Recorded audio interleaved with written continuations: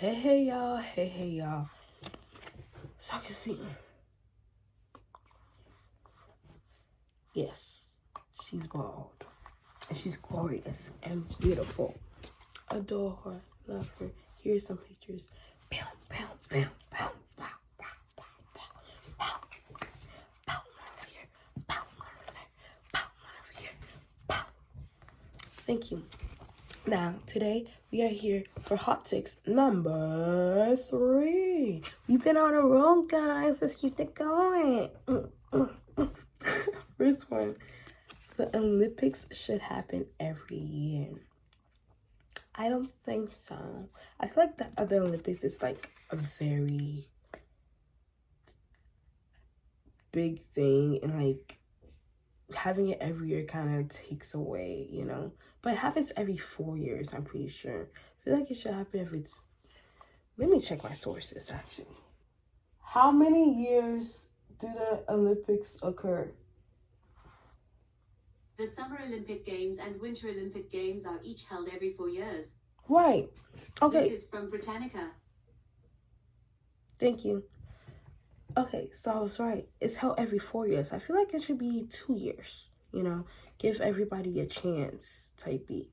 And make it into a broader sense of like...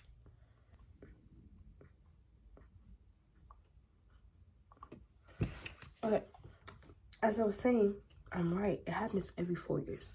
As I was saying, I believe it should happen every 2 years because it gives everybody a chance to, actually see if they quote unquote the best or not. And the best could easily arise in 1 to 2 years to 3 years, I'm pretty sure there's like a whole process to even be in the Olympics. So it's like having it every 2 years it gives other people the opportunity to also see what they got, Yeah. Okay, next. I'd rather lose all the money I made this year than lose all the memories I've gained this year. Honestly, I want to say, if y'all have been watching and know me right now, you already know my answer to that. But I get that we might have a lot of new people, right? So I'm going to recap the type of person I am. I'm very sentimental. I'm very romantic. I'm very intimate. I love to be intimate with the people around me and with myself, I love to be intimate with life. Life is as serious as you make it. Life is as real as you make it. Life is as intimate as you make it. And I love being intimate because that shows into a deeper reality of your soul and your heart and who you is for real, right? So it's a no-brainer. I'm going to say that I lose all the money that I've made this year. Then lose all the memories I've gained this year, It's like the memories I've gained. And okay. It's like, let me just say,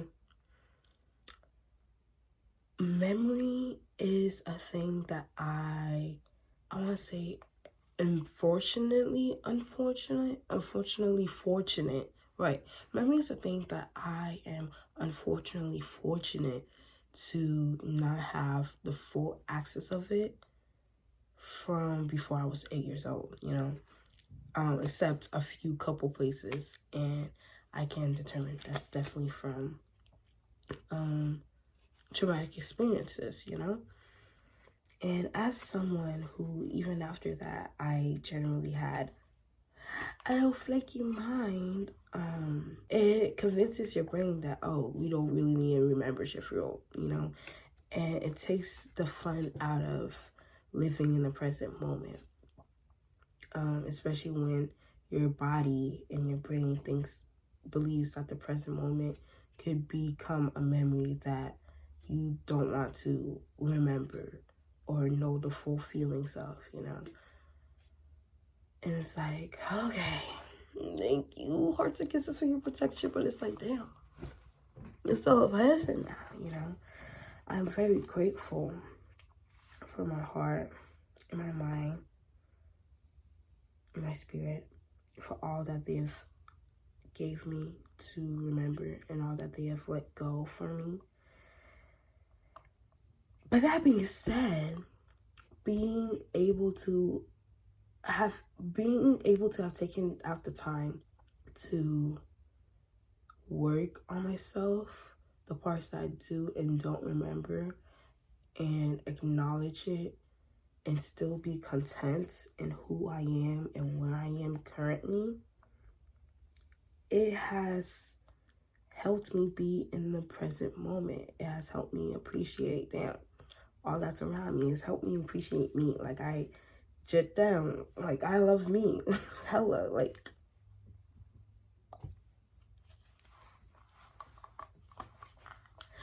let it. Okay. I always be telling people, if I had a clone, we'd be going at it, bro. Don't let me become a scientist for real and find out how to make a clone for real. Cause then we got a problem, okay? But nah, I would rather lose the money I made this year than lose the memories I've gained this year. And I've made a batch of money this year. Because I'm just abundant. 515 on the clock. I'm just naturally abundant. And I've made so much financial growth. But it's like, as long as I got the memories, the inner knowing and the inner growth and the inner love, that money can be brought back to the surface, you know? Wealth comes from within me. I know that now. Wealth comes quite literally from within me. It comes from the inside out. What I speak turns into money. What I say turns into money. How I let other people feel and how the feelings that I ignite within others turns into money for me. And that's just a matter of, I am a god, I am magic, I am who I am, and I am divine. And this realm that we are in just so happens to be a solid rule that having money equals having the basic things that you need in life, you know, shelter, food, water, unfortunately, but we got this, you still gotta play by it, but you gotta work yourself around it, you know. I'm not gonna subjugate myself to working 9 to 5. Say if you do, you're soldier. My heart is with you. Keep doing it. Faith with you, you know, but I can't. Within my spirit, I can't anymore. And doing stuff that doesn't align with me. Because I know, truthfully, I've known for almost a year now that the things that align for me are supposed to align for me. And when I say align, that means in every realm, you know. Align within my mind, align within my heart, align within my breath, align within my being, my body, within my space, within my loved ones, align within what I read, what I see, what I hear, 8:11 on the clock. Just full alignment, because that is who I am. And if something within my life is not within that alignment, I know who I am to cut that off and to go towards what is aligned. And money will become aligned as well. There was a time, believe it or not, but no, every single one of us come from somewhere, right? But there was a time where a lot of things for me were not aligned. A lot of things. And I can only look back and look back at it with reflection and with gratitude. I've learned, you know, gained so much wisdom from it, because we're not together, okay? And it showed in my physical world. It showed in how I reacted to things. It showed in how other people's reactions affected me. It showed in how I felt about myself. It showed within my environment. It showed within my finances. It showed within my career. It just wasn't aligned, you know. And it's like, you know. right? And when you don't know, you don't know, you don't know, you know you don't know. Clock it, clock it, clock it. So, and I have the memories from that time, you know? And it's like, I would not trade that for finances, even though I was, and right now, I would not trade that. I would not trade my memory for finances, because those memories, through those memories and those experiences, is where I feel with my heart, you know? Because the heart feels, bro. You know, the heart don't do the seeing. The heart don't do the thinking. All she do is feel. All she can do is be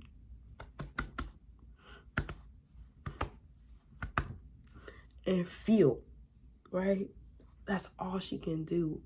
So that lets you know whatever she feels is the truth, okay? It's the truth to something, all right? And the memories that we see that come from our, you know, eyes, and we regulate within our minds, our heart is what feels those memories, because our eyes observe it, our minds intellectualize it, but our hearts are the ones that feel. And the eyes can see, the mind can observe, intellectualize, but if it ain't feeling that shit, you can literally let that shit go and have no type of connection to it. And me personally, that's not the type of life I want to live, you know. With every single thing I have within my life and around me, I want to feel a connection. Like I was saying earlier, intimacy be like this, you know. And that just guides and leads to a greater sense of a life, quite literally, you know. So that being said, no, I will not trade my memories for money. What was the question? The money I made this year, I would rather lose the money I made this year than lose the memories I've gained this year. That's true. Very true. Especially this year. Like this year, I done did a 34-day fast, y'all. Keep your eyes out. Keep your eyes out. But yeah, like I've gone so much closer to God. Like I've just into myself learned so much. I would never ever. And I'm not just saying that because I barely have anything right now, but even if I have a bunch, bro. I have a bunch. I have like 200K right now, bro. I literally got 200K, bro. I would not trade that for the memories ever. That's like selling your soul. That's like a sacrifice right there. Like what? That's nah. Like I said, that's like selling your soul for money. Me no wants, me no do it. One thing about me that y'all never have to question is if I sold my soul.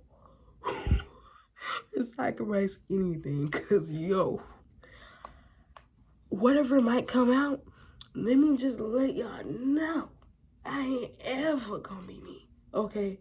And either you hear me or you don't. But this is the first and only time I'm saying it, because that's upsetting. Okay, having a baby, third one, having a baby can save a relationship. Wrong. To that question, I say, absolutely not. Absolutely not, Major. I'm gonna keep it this way. But absolutely not. Having a baby cannot save a relationship. If the relationship, this is a whole nother thing, girl. I be yapping. But it be the truth. 53 on the clock. I be yapping, but it be the truth.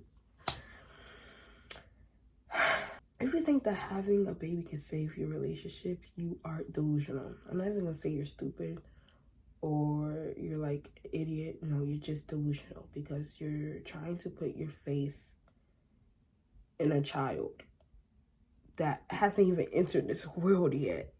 You know, you're putting a lot of that pressure on that little baby to turn out perfect in order to save y'all dying relationship. That sounds like a personal problem that y'all are supposed to fix before you have that little baby, okay? People love bringing children into situations to mediate, love bring children in to mediate situations, yet do not give them the full respect and capacity of being a human being. That's a long topic around there. But let's talk about it.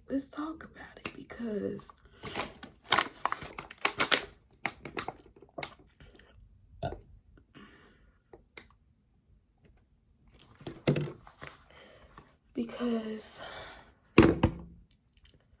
parents, I made this point, but parents are made for the children, okay? Children are like plants, bro. You go to the store, you get a little plant, you're supposed to care to that plant specifically for how it's supposed to be cared for. Whether that's from sunlight to food to water to humidity to cutting or trimming, that specific plant is what it needs. You cannot look at another plant and determine, oh, that's how I should do it, or look at you as a plant and determine, oh, that's how, because some plants don't always be treated the same way either, right? And it's like, parents don't get to choose the child that they get, bruh.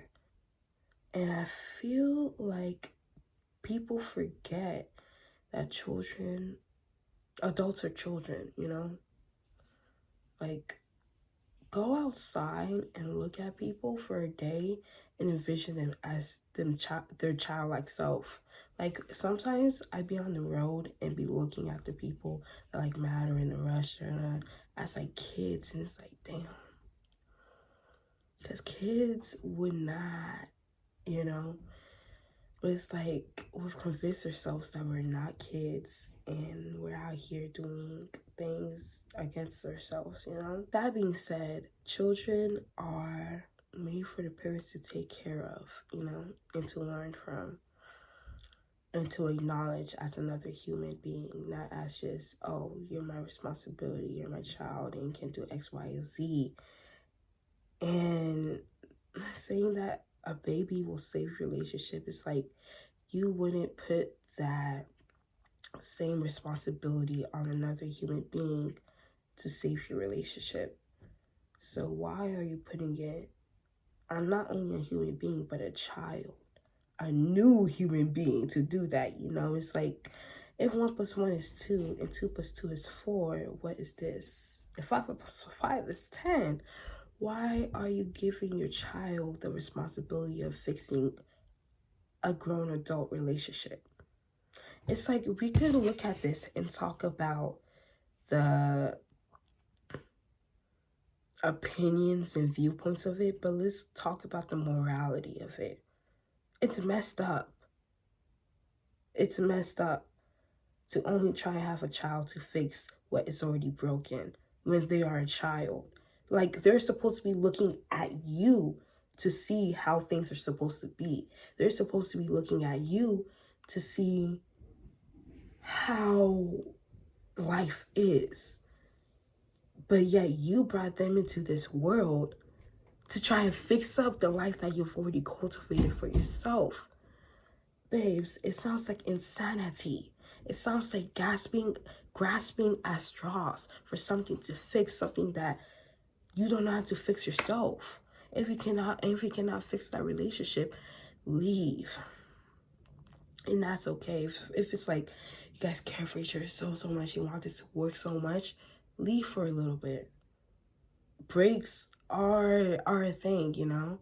And it's like, if you guys truthfully really do care about each other and you really do want this to work, a break should not be a problem. That break should be taken to look within yourselves and see, okay, what is missing, or what do I need to add, or what can I better do? How do I know myself more, you know? Because coming into a relationship, knowing yourself makes it better and easier for you to get to know the person in front of you, you know?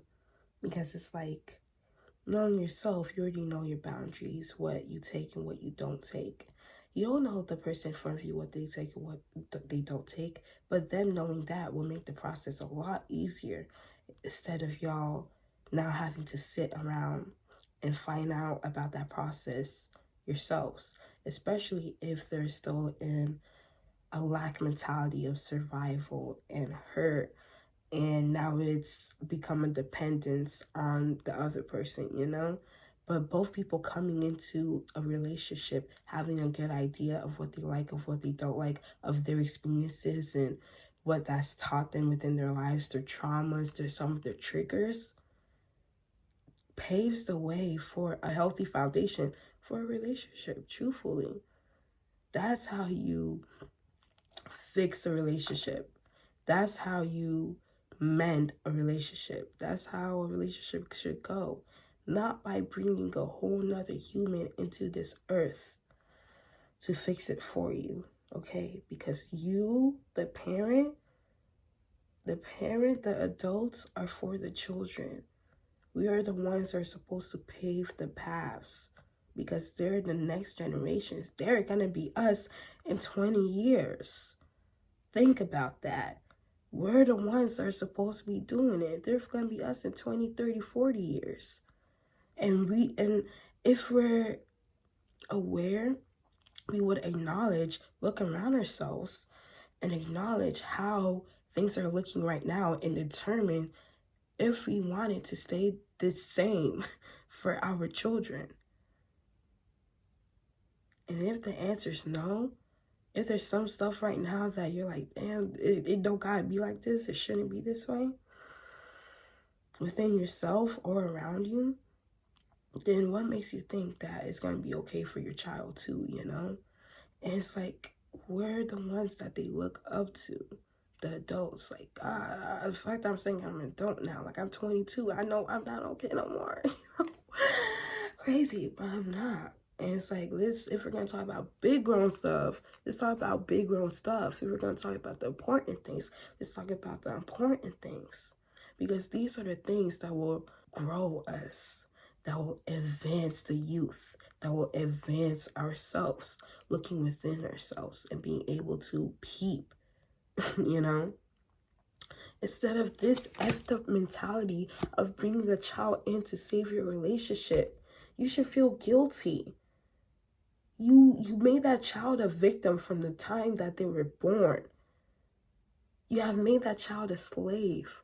You have already chosen that child's destiny and what they should and shouldn't do before they've even been born, before they've gotten a chance to let you know who their soul is. Because what you brought into this earth, what you brought onto this realm was not just a child. You brought a soul. A soul, my guy. Forget about human. Forget about child. Forget about person. You brought a soul. Now, every one of us has a soul. That inner feeling that we be feeling, that's our soul, bro. I know you got a soul. And you cannot say that a child does not have a soul. If you do not have a soul, you are not alive. You know, every adult has a soul. Every parent has a soul. You know, you brought a soul into this earth. And with our knowledge of souls, every single soul is not the same. There is not one soul that is like the other. Every single soul. How much there may be of us. There's not one that is exactly like the other. That's why there's no clones, bruh. I'm figure out one day. But yet, there's no clones, okay? Like, there's not one that's 100% the same. So, like, 99.9, but it can never be 100% the same, bro. And it's like, even then, within DNA, it's like two people, 99.9% the same. But that person likes ketchup, that person likes mustard. That person likes tomatoes, that person hates tomatoes. Nobody within our feelings, within our hearts, within our experiences, within our eyes and our ears and our mind, we are not the same. And that all comes from our soul. There's this thing, oh my gosh, that's so beautiful. There's this thing where heart surgeons or people who have like had heart surgery, after a couple months or years, they find themselves changing their likes and their interests and falling in or out of love with the people they used to be in love with, etc. And it ends up being tied to the person's heart that it originally was. And it's like, because that's where the soul lies for real. Like, and I truthfully believe that. Like, that's where it lies. And acknowledging that you did not bring a child into this earth, you brought a soul into this earth, will really, should really broaden your perspective of this question, you know? Because it's like, even without the idea of saving a relationship, there's a lot of parents within specific societies believe that they had children in order to help them, you know, in the future. Like before that child's born, they already have an idea of who they're going to be. Oh, that one's going to be a doctor for sure. Oh, that one's going to be a president for sure. Oh, that one's going to be a mechanic for sure. Oh, that one's going to be a chef for sure. Oh, that one's gonna go to college, get married, have a spouse, have 4 kids, and be able to provide for us, etc. For sure. And it has to be that way. You have already signed that soul. You have already signed that child. You have already signed that soul to a contract that they did not agree to, only because you are their parent. And it proves in a way of the ego, you know? It's like demanded respect because I brought you here. But it's like, if God wanted this person to be here, they would be here. The only reason why they're here is because God wanted them to be, you know? And there's nothing that you could have done against or with or for it that would have stopped that. But already signing the souls that you bring onto this earth to a contract like that is very unfair, you know? Because how would you feel if you had no say in how you're supposed to be treated, you know? In how you want to live your life with no harm to none. Okay, I just want to always get this part clear. It's not killing, abusing, or harming anybody, then it should be fine. Because that person, that soul is following its heart. It is trying to get closer and nearer to its destination, to its fulfillment, to the real kingdom of God, you know? Because, again, it says in the Bible, only the children of God can enter heaven. Only children can enter the gates of heaven. God, Jesus loves kids, loves children, and I love them too. And it's because they are the closest vessels to the spirit world when it comes to human, you know. They are the closest to their hearts. They're the closest to their souls. And that's why they're the closest to God. But society and adults forget that they were once children and shove ideals and restrictions down those children's throats and attempt to hinder them from following their souls and following their hearts, further trying to taint them the way that they've been tainted. Because if the society, if those parents, the adults, were also following their hearts, they would never try to hinder following their souls, they would never try to hinder the soul of their children. You know, they'll never try to put the soul of their children within a box. They will never try to put the destiny and the life of their children within a box, within a say-so, within a yes and no, within the black and white. It's a rainbow out here. It's a grayscale out here, you know? So yeah, that's my little 2 cents. Having a baby cannot save a relationship. And if you believe so, there's some deeper things that you need to see within yourself. Yeah. Last and final one. It's okay to steal from big corporations.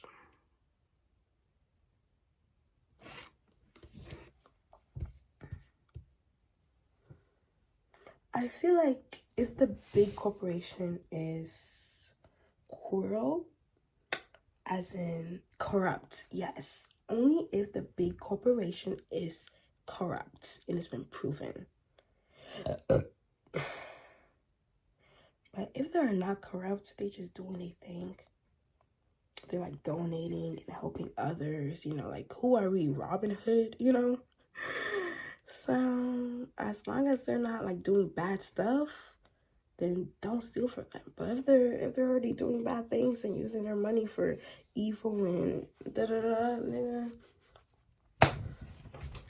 you won't miss a $2 Vaseline, okay? It's like I'm not stealing big old things. I'm not stealing like a $300 worth of shit, but it's like I can borrow $2 or $5 worth of stuff, you know? Since you think mass genocide and killing folks is all right. We got the kettle calling the pot hot black. But yeah, I'm ending it there. Take that, yeah, as you would like, either to the question or to the end. But yeah, thank you so much for listening. What the frick? This is the 3rd one. Keep watching, keep listening, keep tuning in. Hearts and kisses. I love you so freaking much. Bye.